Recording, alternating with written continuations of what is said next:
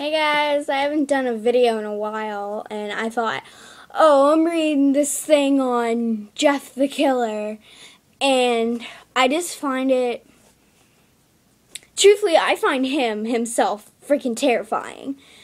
But it's not like I'd actually be scared of him, but just the fact of how he became him, I can't find myself going through the same thing. I mean, you probably can't either, but it's just like, whew, that's how I feel about it. And my friend, who is like obsessed with all this crap, she's like, oh my gosh, I want Jeff the Killer to be my boyfriend so bad. And I'm just like laughing at her.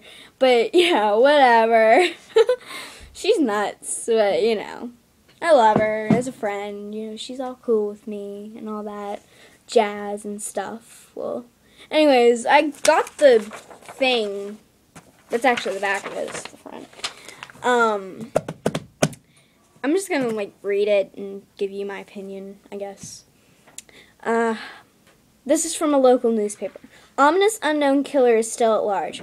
After weeks of unexplained murders, the ominous unknown killer is still on the rise. After little evidence has been found, a young boy states that he survived one of the killer's attacks and bravely tells his story. I had a bad dream and I woke up in the middle of the night, says the boy. I saw that for some reason the window was open, even though I remember it being closed before I went to bed. I got up and shut it once more. Afterwards, I simply crawled under my covers and tried to get back to sleep. That's when I had a strange feeling, like someone was watching me. I looked up and nearly jumped out of my bed.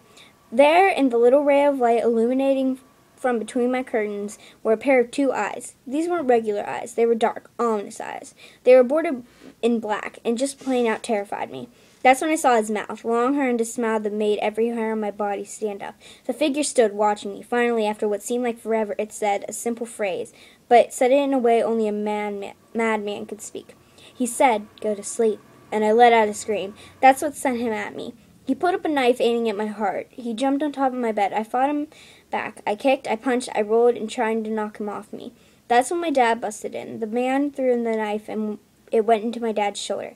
The man probably would have finished him off if it weren't for one of the neighbors. If one of the neighbors hadn't alerted the police. They drove into the parking lot and ran towards the door. The man turned and ran down the hallway. I heard a smash, like glass breaking. As I came out of my room, I saw the window that was pointed towards the back of my house was broken. I looked out to see him vanish into the distance. I can tell you one thing, I will never forget that face. Those cold, evil eyes, that psychotic smile. They will never leave my head.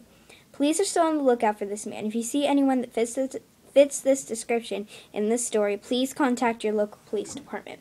Now, I find the fact that he survived, I mean, lots of people survived, like, attempted murders, but it's just, I don't believe it. I don't believe this guy was supposedly Jeff the Killer. Yeah, it might have been one of his imitators, but Jeff the Killer, he would just kill you.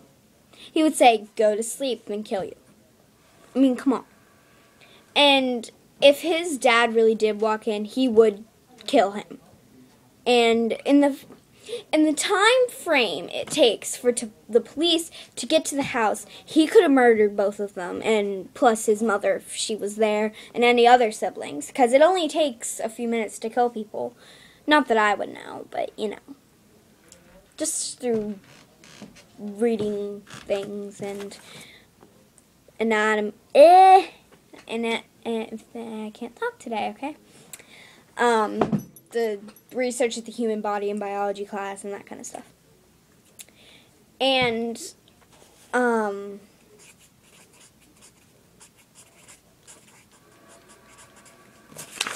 Jeff the Killer is real. I don't care what any of you say.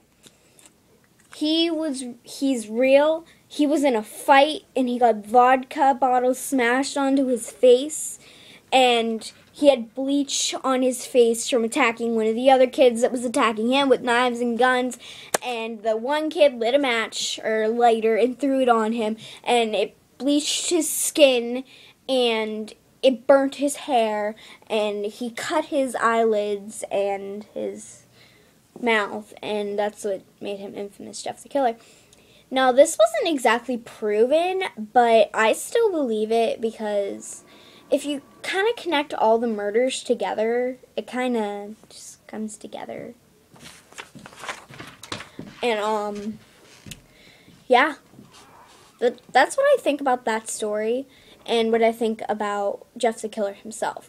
He is actually, like, one of my favorite people in that kind of range there. And, yeah. It's pretty badass. Yeah, check that out. I got this information off of Creepypasta on Wiki, I think. I just kind of looked up Jeff the Killer legend, and that's what I came up with, and I printed it out, and I just wrote Jeff the Killer on the top of it. Yeah, that goes to whoever wrote that. I don't remember who it was. I think it was the same guy who wrote the Creepypasta for, Italia. That one where they eat Italy. Poor Italy. So yeah, that was it. Yeah. Bye. Don't forget to subscribe and review and what other crazy shit you do on YouTube. Bye!